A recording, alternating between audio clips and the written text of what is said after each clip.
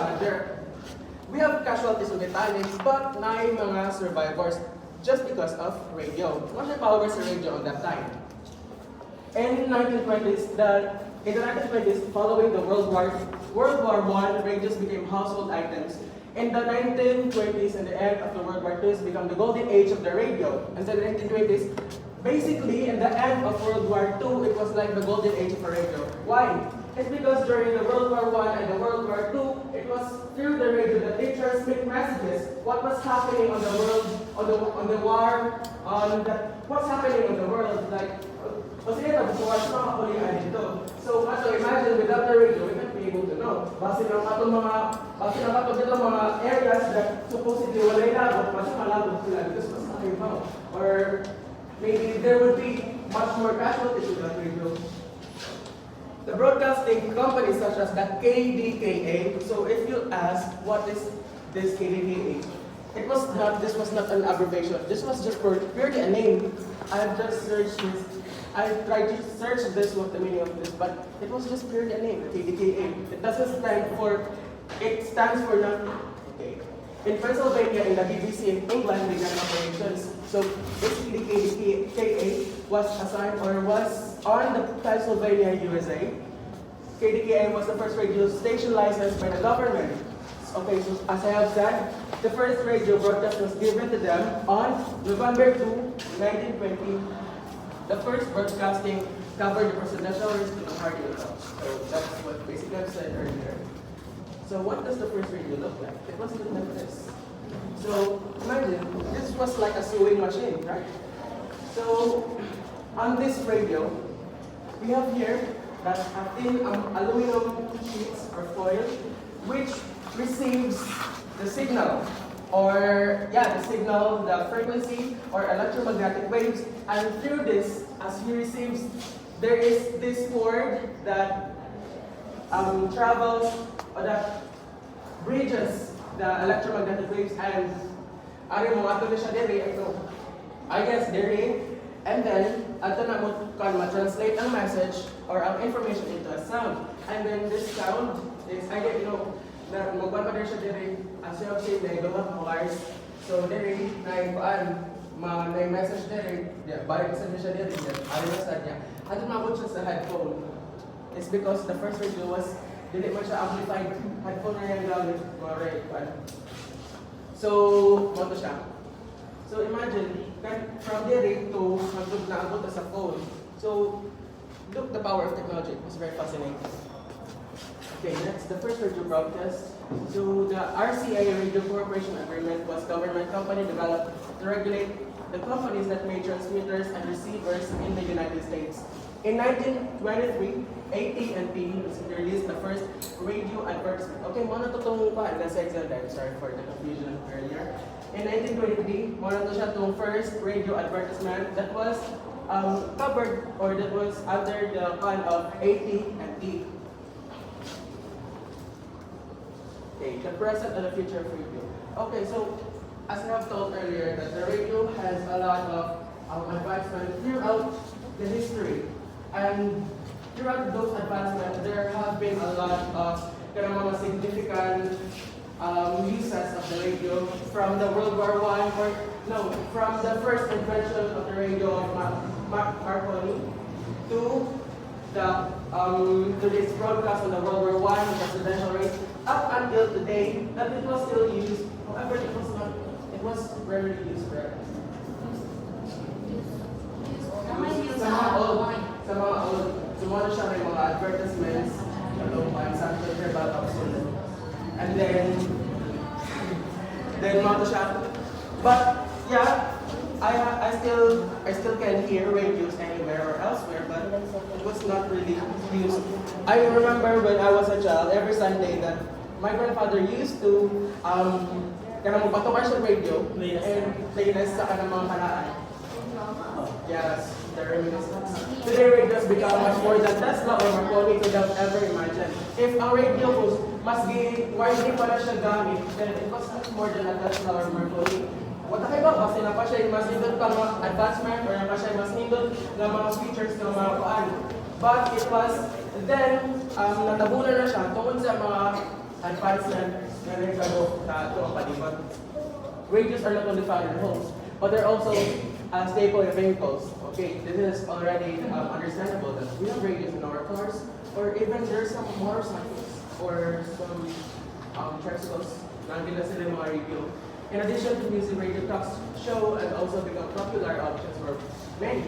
On two-way radio front, digital two-way radios allow for one-to-one communication that is typically encrypted. We don't know the future of radio, but let's just hope that this wouldn't be erased in the history as well as in the lives of the people around the world, because it has played a significant part. The part could mistake us history because there's no future without history. Thank you. That's all. Thank you very much. So you try to access radio more than that. So the last one is the cultural impact. Television becomes a central cultural influence, shaping public opinion and political events. The Golden Age contributed to the cultural landscape with iconic programs like cable TV, expanded choices, and perspective. The Golden Age plays a crucial role in influencing the culture rather. And during this period considered to be between 1950s and 1960s, television produced some iconic programs like I Love Lucy and Twilight Zone and the Ed Sullivan Show. And these programs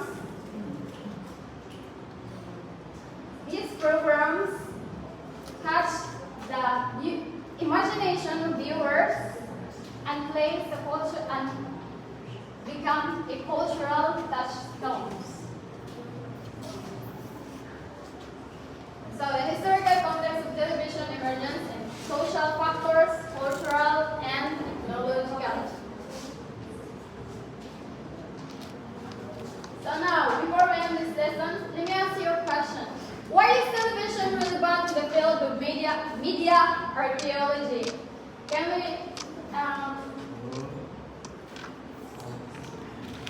any hands? Okay, Nathaniel. Why is television relevant to the field of media archaeology? So considering the fact that television has made a significant impact in the lives of the viewers as well as the people around the world, and without the television, and we can imagine a world without it, we can be able to communicate information or to, to just transfer or say some information that we can before in personal, and the relevancy of television in media is that, as I have said, it has brought a lot of impacts and importance and basta na sa itang gamit sa African. It has a lot of use, especially during the World War, since it has become the bridge to broadcast everything that has happened, especially on the presidential race with Kennedy and that person. Wow, very well said.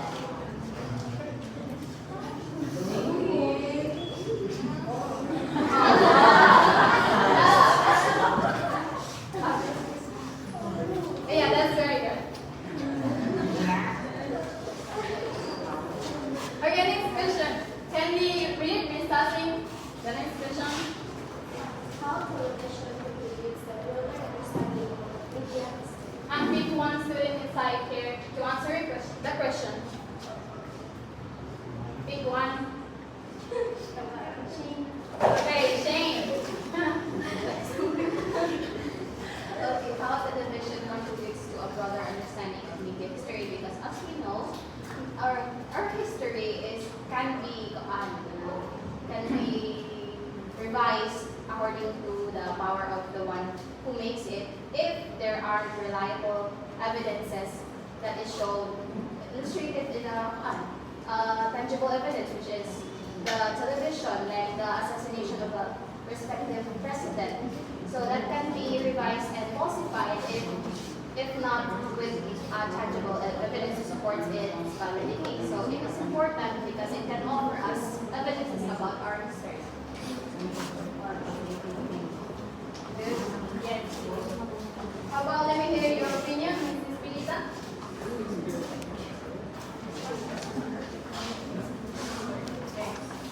How television contributes to a broader understanding of media history. As we all know, media history is very rich in information. So, television serves as credible information of evidences from the past. Because it is unlike of internet, because television, what's put in television has a process. It is checked by higher officials before broadcasting it to people. Okay, good. Oh yes. How television contributes to a broader understanding of media history by showcasing the, of course, the answers will pass the point. Also by showcasing the evolution of media technology, communication practices, and cultural influence. Studying the development of television sheds light on social, political, and economic factors that shape its emergence, as well as its impact to society and the subsequent development in media technology and content production. So before we end, any questions and clarifications? Okay, thank you so much.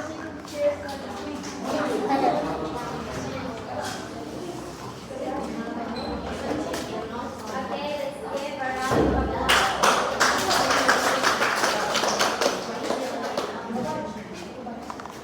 Let's have group 3, allegiance.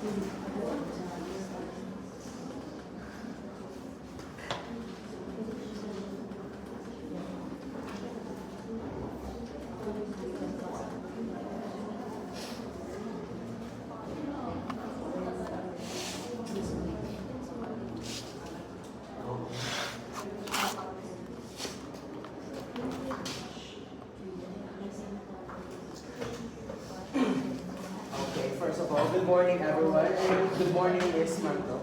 So for today, we are, first of all, we are the group 3, and we are representing our organization, which is basically all about radio. So, just credit to Miss Pilaton for letting us borrow her radio. So, as well as saying, this is a modern radio. This is not what the old radios it's like.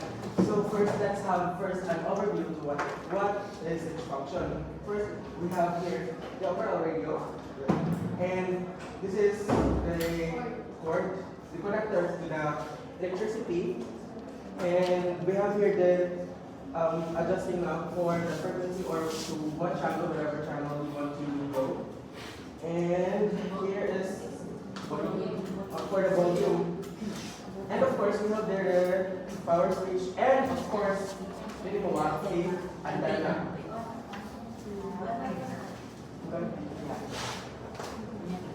Okay, so without further ado, let's start. So first of all, I will just make it a bit fast since it's already time.